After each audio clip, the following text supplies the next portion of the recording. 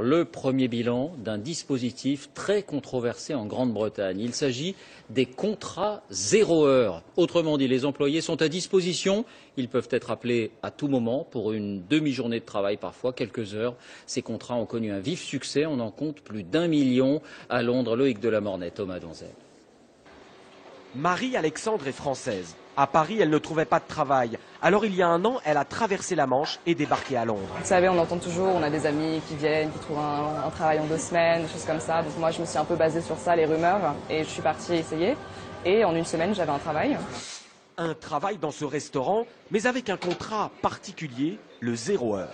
Comme ses collègues, elle peut en théorie travailler de 0 justement à 40 heures par semaine en fonction de ses demandes, mais surtout des besoins de son employeur. Dans les faits, elle travaille en moyenne 30 heures par semaine pour un salaire équivalent au SMIC français.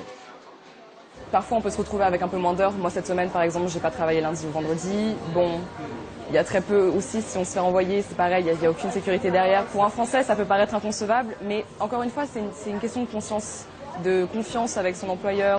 Très concrètement, Marie-Alexandre et ses collègues ont signé ce type de document. Un contrat tout à fait régulier, tout à fait officiel, en plusieurs pages, et qui a le mérite d'être très explicite. Regardez cette phrase surlignée en rose. Votre employeur ne peut pas vous garantir le nombre d'heures de travail qu'il vous offrira. Un contrat ultra flexible, on call comme disent les Anglais, le patron n'appelle que quand il a besoin de vous. Un travail à la carte qui n'offre ni jour de congé maladie, ni de congé maternité ou paternité. Par définition, aucun préavis de licenciement, des congés payés, oui, mais uniquement au prorata des heures effectuées, et parfois une clause d'exclusivité qui, quel que soit le nombre d'heures, vous lie à un unique employeur. Le patron de la jeune Française est ravi de cette flexibilité de l'emploi.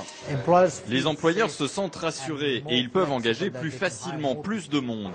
Si nous avions le même modèle qu'ailleurs en Europe, les employeurs y réfléchiraient à 2 fois avant de recruter quelqu'un en CDI.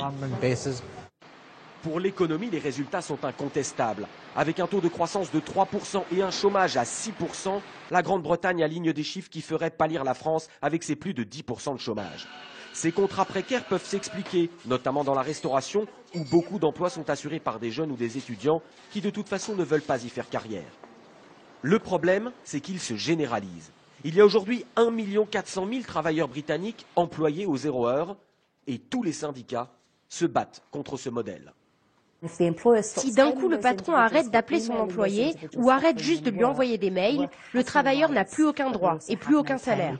L'État a promis de mieux réglementer le système mais ne donne pas vraiment l'exemple. Même Sa Majesté emploie des contrats 0 heure à Buckingham Palace.